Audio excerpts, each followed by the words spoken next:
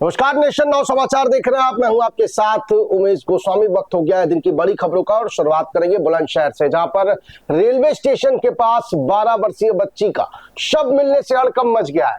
सूचना पर ककोड़ पुलिस मौके पर पहुंची है। 12 वर्षीय बच्ची का रेलवे स्टेशन के पास शव बरामद हुआ है। जीआरपी आरपीएफ में सीमा विवाद भी सामने आया है। जी हाँ, ककोड़ पुलिस ने शव को कब्जे में लिया है। फॉरेंसिक जांच के बाद शव पोस्टमार्टम के लिए भेजा गया है और पुलिस पूरे मामले की तफ्तीश में जुट गई है। लेकिन जिस तरह से जीआरपी और आरपीएफ के बीच सीमा विवाद आया है, उसको लेकर कहीं ना कहीं लोगों में आक्रोश देखा जा रहा है। ककोड़ पुलिस भी मौके पर पहुंची थी और ये 12 वर्षीय बच्ची का रेलवे स्टेशन के पास जो शव मिला था, उसके बाद पुलिस को सूचना दी गई। जीआरपी और आरपीएफ मौके पर पहुंची, लेकिन सीमा विवाद का मामला सामने आया। हालांकि बाद में पुलिस ने शव को कब्जे में लेकर पोस्टमार्टम के लिए भेज दिया है और शिनाख्त की जा रही है कि आखिर बच्ची कौन थी और कैसे उसकी मौत हुई है।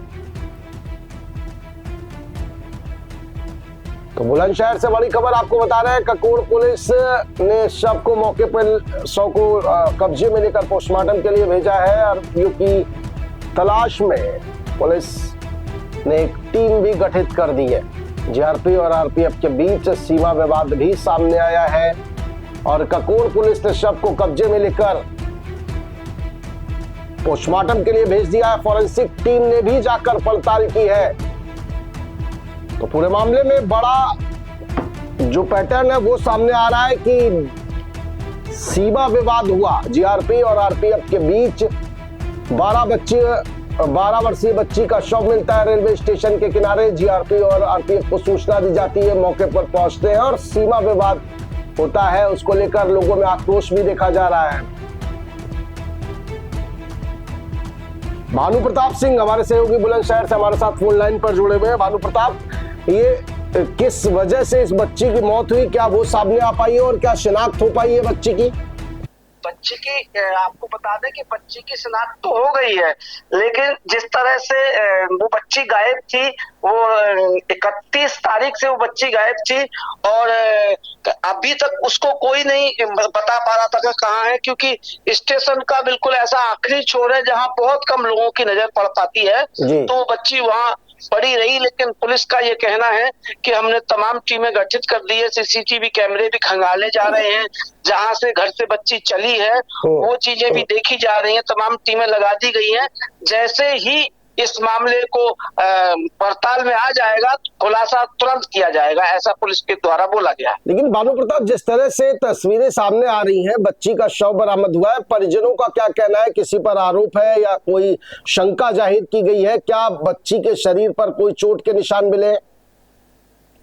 बच्ची के शरीर पर चोट के निशान तो नहीं मिले, जिससे से परिजन आशंका जता रहे हैं। वो दबी जुबान में कुछ बोल रहे हैं लेकिन खुलकर नहीं बोल पा रहे हैं, क्योंकि आज का समय आप देख रहे हैं किस तरह से पुलिस प्रशासन का भी रोल रहता है। पुलिस लेकिन भानु जी, पुलिस किस एंगल से जांच कर रही है? बड़ा सवाल ये है, क्योंकि शव बरामद हुआ है, बिल्कुल ठीक है, उसकी वजह पुलिस तलाशेगी और भी तफ्तीश करेगी, लेकिन किस एंगल में जांच हो रही है जब परिजन कोई आरोप नहीं लगा रहे? तो परिजनों का ये कहना है कि ये बच्ची शाम से 31 तारीख की शाम से गायब थी और ऐसा भी बताया जा रहा है कि बच्ची थोड़ा, पिता के द्वारा बताया गया तभी जुबान में, कि बच्ची थोड़ा मंद बुद्धि थी। इसलिए वो घर से निकल जाती थी। लेकिन अब ये कुछ नहीं कहा जा सकता कि उस बच्ची को किसी ने मारा है या उसके साथ कुछ हुआ। चलिए, ये तफ्तीश का विषय है, ये पड़ताल का विषय है, लेकिन बड़ी खबर ये है कि मानसिक विक्षिप्त बच्ची जो बताई जा रही है पिता के मुताबिक, उसका शव बरामद हुआ है और पुलिस पूरे मामले की तफ्तीश में जुट गई। बहुत शुक्रिया भानु जी हमारे साथ जुड़ने के लिए और जानकारी देने के लिए। तो आपको बता दें कि बुलंदशहर में रेलवे लाइन के किनारे एक 12 वर्षीय बच्ची का शव मिला है, जिसके बाद अब पुलिस पूरे मामले की जांच में जुट गई है। अगली बड़ी खबर अमेठी से, जहां पर नेत्रहीन बुजुर्ग की हत्या से इलाके में हड़कंप मच गया है। जी हां, आपको बता दें कि एक नेत्रहीन बुजुर्ग की हत्या हो गई है। अमेठी से बड़ी खबर, घर के बाहर सो रहा था 75 वर्षीय बुजुर्ग और उसकी हत्या कर दी गई है। अज्ञात हमलावरों ने सिर कुचलकर वारदात को अंजाम दिया है। खून से लथपथ शव देख परिजनों ने इसकी सूचना पुलिस को दी है। शव पोस्टमार्टम के लिए भेज दिया गया है और पड़ताल की जा रही है कि आखिर हत्याकांड की वजह क्या है। जगदीशपुर के पहाड़पुर गांव का ये पूरा मामला, पुलिस ने शव को पोस्टमार्टम के लिए भेज दिया गया है और घर के बाहर ये 75 वर्षीय बुजुर्ग सो रहा था, जहां पर कुछ अज्ञात हमलावरों ने सिर कुचलकर उसकी हत्या कर दी है। बड़ी खबर अमेठी से आपको बता रहे हैं कि खून से लथपथ शव देखने के बाद परिजनों ने पुलिस को सूचना दी। मौके पर पहुंची पुलिस और फॉरेंसिक टीम ने साक्ष्य जुटाए हैं। हमारे साथ संवाददाता अमेठी से नितेश हमारे साथ फोन लाइन पर जुड़ गए हैं। नितेश, क्या वजह सामने आई है अब तक हत्याकांड की? परिजन किसी पर शक जाहिर कर रहे हैं, क्या पुलिस किस एंगल में जांच कर रही है? जी, आपको बताना चाहूंगा, सुबह देर रात की बात है। अमेठी जनपद के जगदीशपुर कोतवाली क्षेत्र पहाड़पुर एक गांव होता है, जहां पर नेत्रहीन बुजुर्ग कहीं ना कहीं बात करें तो घर में अकेला रहता होता है और घर के बरामदे में सो रहा होता है। फिलहाल उसके परिजन अभी कोई है नहीं। आस पड़ोस के जो लोग हैं वही उसको खाना और नाश्ता पानी देने का काम कर रहे होते हैं। जैसे ही बगल की एक महिला उसको भोजन देने के लिए जा रही होती है कि अचानक उसके देखती है कि उसका जो सर है वो एकदम खून से लथपथ है। जैसे उसको देखती है, आसपास के लोगों को बताती है। सूचना पे पहुंचे आसपास के लोगों ने जैसे ही प्रथम दृष्टया देखा, वो लोग आरोप लगा रहे हैं कि कहीं ना कहीं बुजुर्ग की किसी बात को लेकर पीट कर कहीं ना कहीं बात करे तो या गुम्मे से या किसी हथौड़ी या किसी ठोस पदार्थ से उसके सर को कूच कर उसकी हत्या कर दी गई है। फिलहाल जैसे ही मौके पर क्षेत्राधिकारी के साथ साथ वन विभाग की टीम भी पहुंची है। क्षेत्राधिकारी और वन विभाग की टीम के बीच में जो बातें हुई, उन्होंने बताया साफ तौर पर कि हो सकता है किसी जंगली जानवर ने अटैक किया हो, जिसकी वजह से बुजुर्ग की मृत्यु हुई है। लेकिन जो गाँव वाले हैं, आस पड़ोस के लोग हैं, क्योंकि उसके परिजन की ना तो कोई औलाद है ना तो उसकी पत्नी है, वो अकेला रहता है, दोनों आंख से वो कहीं ना कहीं अंधा होता है, नेत्रहीन होता है। तो कहीं ना कहीं लोग जो है, आसपास के लोग बता रहे हैं कि निश्चित तौर पे किसी न किसी व्यक्ति द्वारा उसकी हत्या की गई है। लेकिन नितेश, कुल मिलाकर असमंजस की स्थिति है। पुलिस के मामले भी ये सामने जो पुलिस के ये मामला आया है वो भी कहीं ना कहीं ब्लाइंड मर्डर है, क्योंकि जिस तरह से लोगों का कहना है, स्थानीय लोगों का कहना है कि किसी से रंजिश नहीं थी, घर के बाहर बुजुर्ग अकेले सो रहा था, नेत्रहीन था। ऐसे में ये कयास लगाए जा रहे हैं कि जंगली जानवर भी हमला कर सकता है। लेकिन क्या प्रॉपर्टी विवाद को लेकर के भी कोई वजह सामने हो सकती है? जी, आपको बताना चाहूंगा, जो गांव के आसपास के लोगों ने बताया है कि उसके पास कहीं ना कहीं कुछ जमीनें थी, कोई घर पे था नहीं, उसके परिजन कोई नहीं थे। तो हो सकता है जो आस पड़ोस के जो दूर के उनके परिवार रहे हो सकता है उनसे किसी बात को लेकर प्रॉपर्टी का विवाद रहा हो, इस वजह से उसकी हत्या कर दी गई हो।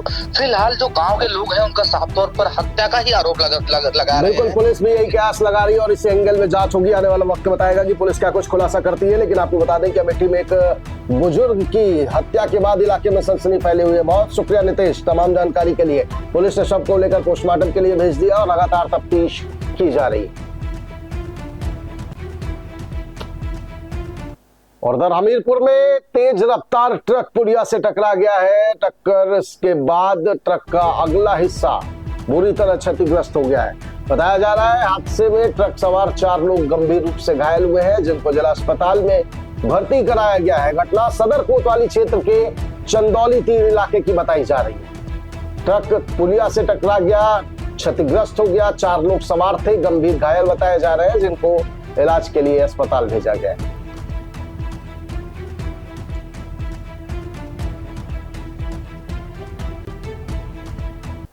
और अगली बड़ी खबर बांदा से, जहां पर नशे में धुत ट्रैफिक सिपाही का हंगामे का वीडियो वायरल हो रहा है। जी हां, गाड़ी खड़ी करने को लेकर विवाद हुआ, जिसके बाद पड़ोसियों से गाली गलौज और दबंगई का आरोप लगा है। नशे में धुत ट्रैफिक सिपाही के हंगामे का वीडियो सोशल मीडिया पर जमकर वायरल हो रहा है। गाड़ी खड़ी करने को लेकर विवाद हुआ था, पड़ोसियों से गाली गलौज और दबंगई का आरोप। वीडियो का एसपी ने संज्ञान लिया है, सिपाही को लाइन हाजिर किया गया है, विभागीय जांच के आदेश भी दिए गए हैं। तस्वीरें देख रहे हैं आप, ट्रैफिक सिपाही नशे में जबरदस्त हंगामा करते हुए, और इस वीडियो के बाद कार्रवाई हुई है, सिपाही को लाइन हाजिर कर दिया गया है, विभागीय जांच के आदेश भी दिए गए हैं। नगर कोतवाली क्षेत्र का यह पूरा मामला। और अगली बड़ी खबर बुलंदशहर से, जहां पर सड़क हादसे में सब्जी विक्रेता की दर्दनाक मौत हुई है। अज्ञात वाहन ने पीछे से जुगाड़ रिक्शा में जोरदार टक्कर मार दी, जिससे सब्जी विक्रेता की मौत हुई है। हादसे में युवक की मौत हुई है। आड़ा गांव का निवासी और सब्जी विक्रेता बताया जा रहा है। युवक सब्जी मंडी से गांव वापस लौट रहा था। सूचना मिलने पर पुलिस पहुंची, शव को पोस्टमार्टम के लिए भेजकर जांच शुरू कर दी गई है। सिकंदराबाद कोतवाली क्षेत्र के नवीन हॉस्पिटल का यह पूरा मामला बताया जा रहा है। नगर कोतवाली क्षेत्र में ये घटना हुई है जहां पर जुगाड़ रिक्शा पर टक्कर मार दी और उसमें रिक्शा चालक की, सब्जी विक्रेता की दर्दनाक मौत हो गई।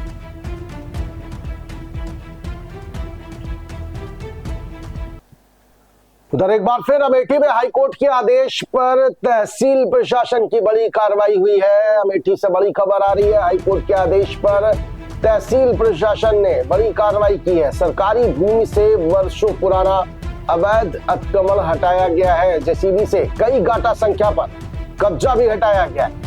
तो हाईकोर्ट के आदेश पर तहसील प्रशासन की ये बड़ी कार्रवाई, सरकारी भूमि पर वर्षों से काबिज अवैध अतिक्रमणधारियों पर बुलडोजर की कार्रवाई हुई है, उन्हें हटाया गया है।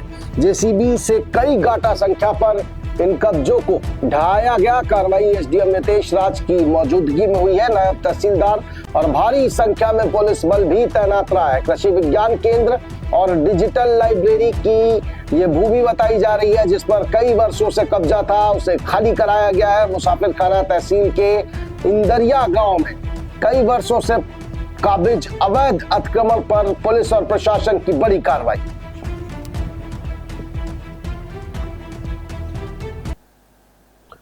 और उधर अमेठी में ही करंट लगने से एक 32 वर्षीय युवक की दर्दनाक मौत हुई है। रेलिंग वेल्डिंग का काम करते वक्त यह हादसा हुआ है। 32 वर्षीय युवक की करंट लगने से दर्दनाक मौत।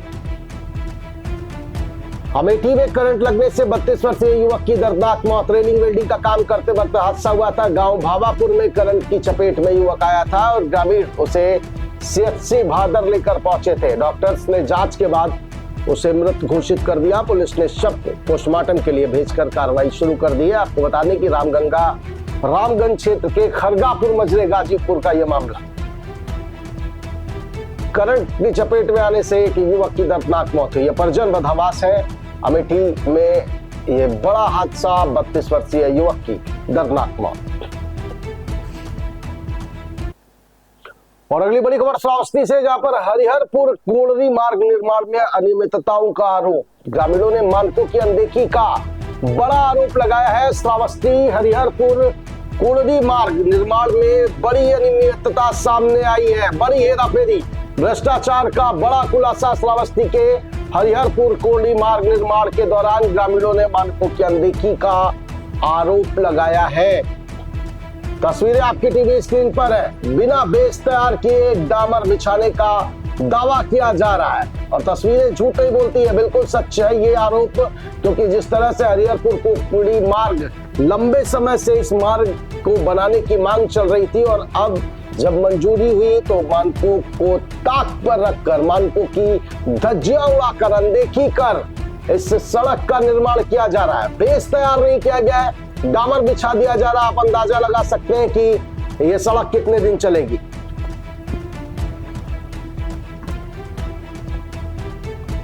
तो श्रावस्ती के हरिहरपुर कोड़री मार्ग निर्माण में अनियमितताओं का आरोप लगाया है। ग्रामीणों ने मानकों की अनदेखी का आरोप लगाया है। बिना बेस तैयार किए गए डामर बिछाने का दावा किया गया है। घटिया सामग्री इस्तेमाल होने से गुणवत्ता पर भी जबरदस्त सवाल उठे। ग्रामीणों ने निष्पक्ष जांच और कार्रवाई की मांग की है। उधर अधिकारियों से मानकों के अनुसार सड़क निर्माण कराने की अपील भी की गई है।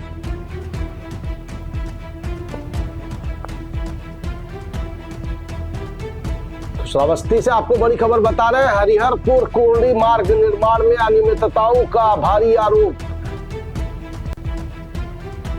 नेशन नाउ समाचार के पास वीडियो भी, वो तस्वीरें भी मौजूद है। जो सड़क बिछाने का काम चल रहा है, सड़क तैयार करने का काम चल रहा है, उसमें बिना बेस के डामर बिछाया जा रहा है। ग्रामीणों का बड़ा आरोप, मानकों की अनदेखी की जा रही है।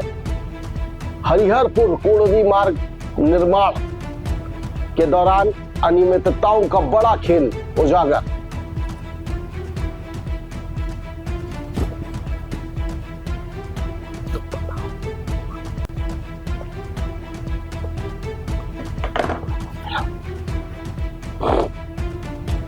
तो हरिहरपुर कोड़री मार्ग निर्माण में अनियमितताओं का बड़ा आरोप। ग्रामीणों के मानकों की अनदेखी करने का आरोप लगाया है। बिना बेस तैयार किए डामर बिछाने का दावा भी किया गया है। घटिया सामग्री इस्तेमाल होने से गुणवत्ता पर भी सवाल उठे हैं। ग्रामीणों ने निष्पक्ष जांच और कार्रवाई की मांग की है। अधिकारियों से मानकों के अनुसार सड़क निर्माण कराने की अपील की जा रही है। नेशन नाउ समाचार ये तस्वीरें भी आपको दिखा रहा है रामगंज क्षेत्र के खरगापुर मजरे गाजीपुर का हरिहरपुर कोली मार्ग निर्माण में अनियमितताओं का ये बड़ा आरोप लगा है और अधिकारियों से मानकों के अनुसार सड़क निर्माण कराने की अपील की जा रही है। बताया जा रहा बिना बेस के केवल डामर बिछाया जा रहा है, मानकों को ताक पर रखकर घटिया सामग्री का प्रयोग किया जा रहा है। रविनंदन शुक्ला हमारे संवाददाता श्रावस्ती से फोन लाइन पर हमारे साथ जुड़ चुके हैं। रविनंदन, निश्चित तौर पर समझा जा सकता है कि ग्रामीण इलाकों में कितने संघर्ष के बाद सड़क को मंजूरी मिलती है, लंबे समय के बाद इस सड़क को मंजूरी मिली होगी और अब जब निर्माण चल रहा है तो बेहद घटिया सामग्री का प्रयोग किया जा रहा है। इस पर क्या किसी की नजर नहीं जा रही है? ये कितने दिन चलेगी भाई? बड़े बड़े हाईवे, बड़े बड़े एक्सप्रेसवे पहली बारिश के बाद उखड़ चुके हैं उत्तर प्रदेश में और ऐसे में ये घटिया सामग्री के साथ निर्माण होगा। ये कितने दिन सड़क चलेगी? इस पर कार्रवाई क्यों नहीं हो रही है? जी, मैं आपको बता दूं कि हरिहरपुर कोंडरी मार्ग के निर्माण कार्य को लेकर ग्रामीणों ने गंभीर अनियमितताओं का आरोप लगाया है। उनका कहना है कि सड़क निर्माण से पहले आवश्यक ग्राउंड क्लियरेंस और बेस दौर किए ही बिना डामर बिछाने का शुरू कर दिया गया है और ग्रामीणों का आरोप है कि निर्माण के मानकों की अनदेखी की जा रही है। घटिया सामग्री इस्तेमाल होने से सड़क गुणवत्ता पर सवाल खड़े हो रहे हैं। लेकिन रविनंदन, सवाल यह है कि आखिर किसको इसका ठेका दिया गया है? सड़क निर्माण का विभाग किसके अंतर्गत आता है? वो क्या मौके पर नहीं जाते, मुआयना नहीं किया जाता? ये किसकी जिम्मेदारी है? जवाबदेही कौन लेगा इसकी?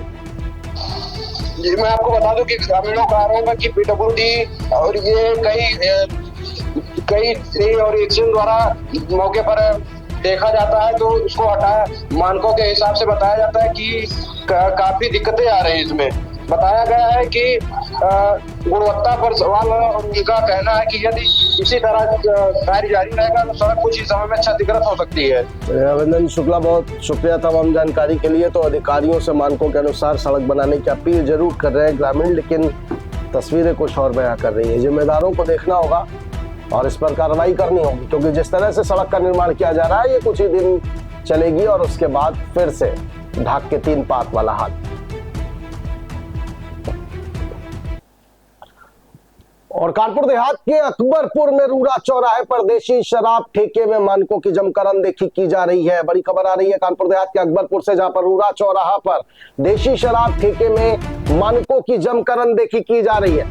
सुबह 5 बजे से ज्यादा रेट में शराब बेची जा रही है। ठेका खुलने का जो निर्धारित समय है वो सबको पता है कि 10 बजे जो निर्धारित समय है वो है, लेकिन 5 बजे से ही रूरा चौराहे पर देशी शराब का जो ठेका है उसके बाहर 5 बजे से ही ज्यादा रेट पर शराब मिलना शुरू हो जाती है। तस्वीरें भी दिखा रहे हैं हम आपको। ये देखिए किस तरह से शटर बंद है, एक युवक बैठा है कुर्सी पर, लोग वहां पहुंचते हैं, ज्यादा रेट दिए जाते हैं, जो निर्धारित रेट है मानक से ज्यादा रेट दिए जाते हैं और उसके बाद उन्हें शराब उपलब्ध करा दी जाती है। और ये सिलसिला देर रात तक चलता रहता है। देर रात तक अवैध रूप से शराब की बिक्री की जाती है। ये 3 तस्वीरें देखिए किस तरह से शटर बंद है, युवक कुर्सी पर बैठा हुआ है, बगल में झोले में